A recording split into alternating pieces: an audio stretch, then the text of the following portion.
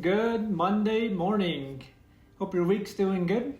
And, I hope you're off to a good start, I should say. So today we're going to start off with Psalm 5. And you'll notice that my wife isn't here, which is why I got my best husband ever shirt on. She'll be joining us for next week. She's a little busy right now. So, I want to do these Psalms a little differently. So what I'm going to do is I'm going to kind of give thoughts verse by verse rather than reading and then give thoughts to kind of save on time. So today we're starting with Psalm 5. So it's a prayer for the Lord's protection and the Lord's guidance. So verse 1, it starts off with, "Give ear to my words, Lord. Consider my meditation." Now this is a really cool thing because a lot of times going throughout the day, a lot of us have thoughts going on in our head, but eventually you have to voice those thoughts to God. He wants to have an open dialogue, open communication. Even though it does really help to kind of meditate and have these thoughts, at the end of the day, you have to voice those meditations to the Lord, and He'll listen to you, as you'll see as we go on here. Verse 2, "Hearken unto the voice of my cry, my King and my God, for unto thee will I pray." So this shows you that God is more than just God, but also He's King, capital K, King. And we know that at the very end, every knee will bow, and that Jesus is King of Kings. So this is more than just, you're my God, but this is, you're my King, you're Lord over my life. And one thing too is that if you look at a kingdom, the king is responsible for the well-being of everyone inside who belongs to the king. So you as a citizen of heaven, and you knowing that God is your king, you'll see that as we go through the Psalms, that God is the one who comes forth on your behalf, and that He'll listen to your cries. Verse 3, "My voice shalt thou hear in the morning, O Lord. In the morning will I direct my prayer unto thee, and will look up. For thou art not a God that hath pleasure in wickedness, neither shall evil dwell with thee. The foolish shall not stand in thy sight. Thou hatest all workers of iniquity. Thou shalt destroy them that speak lies. The Lord will abhor the bloody and deceitful man." And now this is a contrast because if you're a Christian, then that means that God is king of your life, and that with that there comes a fear and respect of the Lord, of your God, you're Lord of my life, and it's my desire to live my life according to your decrees. But someone who doesn't belong to God, there's going to be a whole different dynamic with God. Now, verse 7 applies to kind of everyone. Verse 7 starts, the way verse 7 goes is, "But as for me, I will come into thy house in the multitude of thy mercy, and in your fear will I worship toward the holy temple."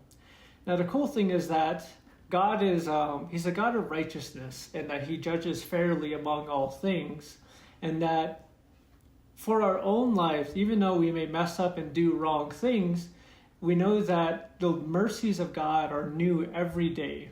And this everyday renewal of mercy, it's not every 24 hours He gets more mercy, but this is every hour to hours, there's more mercy. Every minute to minute, there's more mercy. Every second to second, millisecond to millisecond, the Lord's mercies is completely refilled. And that coming to God, knowing that He's King, He's never going to push you away. That having that humility of heart, that heart posture of humility, He's always going to receive you in His mercy. Now, verse 8, "Lead me, O Lord, in thy righteousness because of my enemies. Make thy way straight before my face. For there is no faithfulness in their mouth. Their inward part is very wickedness. Their throat is an open tomb. They flatter with their tongue. Destroy them, O God. Let them fall by their own counsels. Cast them out in the multitude of their transgressions, for they have rebelled against thee. But let all those that put their trust in thee rejoice. Let everyone shout for joy, because thou defendest them. Let them also that love you Let everyone who loves your name be joyful in you. For you, Lord, will bless the righteous. With favor wilt thou compass them with the shield." And now, just to kind of bring everything together, is that because God is King of our lives, He's also responsible for delivering us from the attacks of the enemy. And the attacks of the enemy, the way that that's brought to light is, if you're in the Old Testament, then God would literally just strike people dead. But in the New Testament, there's multiple opportunities for redemption. If you look at Saul, he was Saul, persecutor of Christians. He killed thousands of Christians, but God completely turned Saul's life around and gave him a new identity, Paul, and everything he did in the past was forgiven. But in John, we know that everything that's done in darkness will be brought to light, and everyone who doesn't love light will stay in the darkness. And all Psalm 5 is saying is that the judgment that we see in the New Testament is that while the enemies of God are scheming in the dark and they're setting up traps for God's beloved, that those things will be brought to light, and those very things that the enemy is using to destroy your life, those things will turn against the enemy, and you'll see it. And all you have to do for all of these things to manifest in your life is to just uncompromisingly put your trust in God and refuse to take matters into your own hands, and just humble yourself before God and say, salvation belongs to you, Lord. You know everything that's going on, and I only see a fraction of what's going on. And because you know better, God, it's in my best interest to just chill out, relax, and let you take care of all the hard stuff.